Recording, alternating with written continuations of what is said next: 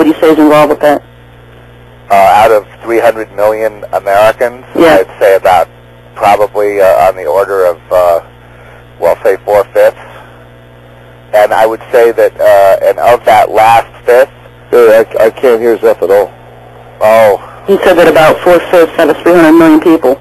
Yeah, but I mean, but most of those don't know they're involved in something like that. They don't. For example, those people who are involved in the church systems, they don't think they're serving Satan. They know, though, some of the things that go on in secret aren't too cool. They know about things like people getting whacked and all that, and they keep their mouths shut because they know that church system, to look so good on the surface, there's a lot of dirty stuff that goes on in the background, a lot of associations, connections, and whatnot, because that church would not be allowed to function if it were a church of Jesus Christ, the real Jesus. So a lot of these churches that we see on Sundays, in fact, they present the fact that, we are, Bible-believing church Christian, but they're really worshiping Satan at night. They're opening up the doors. Well, and not only that, the controlling demonic, hierarchy that runs it, in the name of Jesus, they do satanic rituals. And we know the names of some of these churches. We know that in Ohio, in Elyria, the Church of the Open Door is actually run by a pastor who is involved with the Satanism sect, that at night they do open the doors for Satanism rituals. This is one of the biggest churches in Cleveland. The whole purpose of church is a soul-scalping device. Now, once the soul is scalped, i.e. a person goes through to the other side, they're conformed to the reigning world system upon the earth, which is Satanism.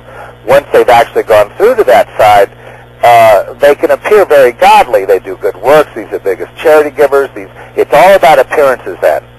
What appears that whatever dirty politics goes on behind the scenes, no problem, just so it looks good on the surface. So, and the other thing is all the Satanists will cover for each other. So that's why they'll find patsies to blame things on. Court cases are thrown out. Yeah, you've had experiences with some of these churches that are associated with the Calvary denomination, Calvary churches. The Calvary Chapel, the one of the McDonald's of satanic churches. This is you would never see it at the surface level. It's just like Masonry organizations. You go in to the Freemasons and everything looks like it's a fraternal men's organization that's involved in civic charities and doing good, like the Shriners, taking care of the children's hospitals.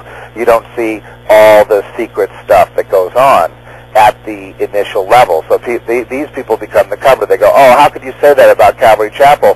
They don't even pass the plate around for donation. It says there's a little lockbox at the back of the chapel. You can give if you really want to. But you don't see how many agents are there. And yes, there are federal agents who are there to catch anybody whose eyes open and they go, hey, it's all satanic! And they start flipping out. And then those agents are there to remove that person, discredit that person, or kill that person who balks when they finally have their eyes open, if you know what I mean. So we spend a lot of time on the show. We've been exposing the Blasphemous Network with Benny Hinn, actually the Beast Network, with Benny Hinn and Copeland and all that. And this goes all the way down, trickling to local community churches that are all involved.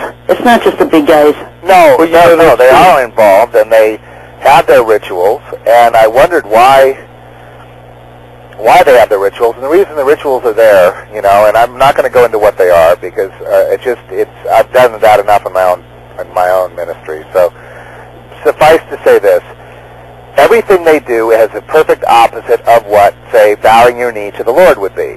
So you bow your knee to the Lord. That's prayer. Okay, that's worship of the Lord, so that you're in relationship with Him. They have that as their covering, and then they will do the despicable thing, which is their way of prayer and their way of bowing the knee to Satan. In the name of Jesus, they do it because they have, this sort of Christian demon that works, that uses all the names, just like Santeria uses all the names of the saints to do their rituals. Yeah. The churches use all the Jesus and the names of the apostles, and then they present scriptures to be more about conformity, and it's very, very, very good. You have to respect the mirror way, the opposite way. They had it covered so well, and it's society-wide, so if anybody flips out, right, and they suddenly are like, whoa, it's all satanic, man, and they start freaking out. They have them off in a mental hospital. they got it covered at the morgue if they happen to have an unfortunate accident, and boom, those. And anyway, who's the biggest purveyor of Satanism in America? The Christian churches. Yeah. Well, you know, Zeph, when you look at what these churches teach, they already teach people lies, like once saved, always saved, and lies like that, and they get wealthy. So when a church is already teaching lies openly on Sunday morning, you have to wonder, what are they doing Sunday night? Well, I asked the pastor, I said, why, you know, well, he was calling Satanism level 2 sin. You know, that's what he said it was. He said, it's only level 2 sin. And I'm like, my friend, you're going the opposite, the complete perfect opposite way of the Lord. So a cavalry, Zeph, I have a little trouble hearing you. You're saying a cavalry church pastor said that worshiping Satan is only a level 2 sin? He said it's a level 2 sin. Those are his exact words to me. And he's trained by the head, this was one of their satellite churches. But see, that's just one wing of the evangelical. I saw this in every church I went to. In fact, one time I gave my book Lamb, which exposes this very thing. I gave that to a pastor at a very large, like 10,000 person congregation evangelical church out in California. And his response after reading the manuscript, it wasn't published yet, but it was a manuscript form. I just wanted him to check check the gospel, make sure it's glorifying the Lord. At the end, he turns white as a ghost, and he says, I didn't kill anybody. You got any names? That was his response. Next thing I know, my motorcycle was sabotaged. Back tire had a blowout. The belt drive broke. I mean, one thing after the other, and I was told to back off or they would put a restraining order on me. I said, why, for writing a book? Now, that's not a shameless plug for Lamb. And your book was when you wrote it at the time, it was in fiction format. You weren't going through and revealing all these, governmental type conspiracies. You were just telling, the way you saw things, through the eyes of characters. Well, look, I saw this church. I saw a church with a John MacArthur pastor, the same system, the same satanic system was in control of that particular church, and they trot him out on the Larry King show all the time whenever they want to talk about evangelical issues. He makes comment, writes books about how awful the Muslims are, and, I don't know. Look, it's just, they look really good. And, of course, that system, though, what they have to do, where it leads in secret is, all kinds of perversions, child abuse. You've seen all the records of all that. The few news stories that do get out are very, very condemning. I mean, the pastor gets caught with the children. Why? Because pedophilia is very much part of Satanism. It's a very big part of it. Trafficking in children, trafficking in slaves. The public isn't aware of this. Well, what they'll do is they'll have their own little sacrificial lambs with a little few priests get hammered out by the courts and the public, and then act like they're doing something to stop it.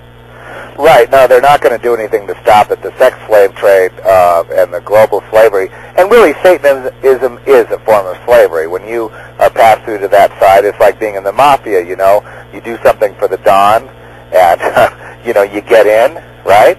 You corrupt yourself to get in. Whatever they want, you do it. You get in. Whatever your little initiation is, you do it. You get in. And after that, you owe, right? And one day you're going to get a phone call, and, you like your nice life, your life's good, yeah, I got this problem with this guy, and, he's busted my chops, and I sort of need him taken out, right? So you do it. And Zeph, you speaking tonight from your experience, not just from what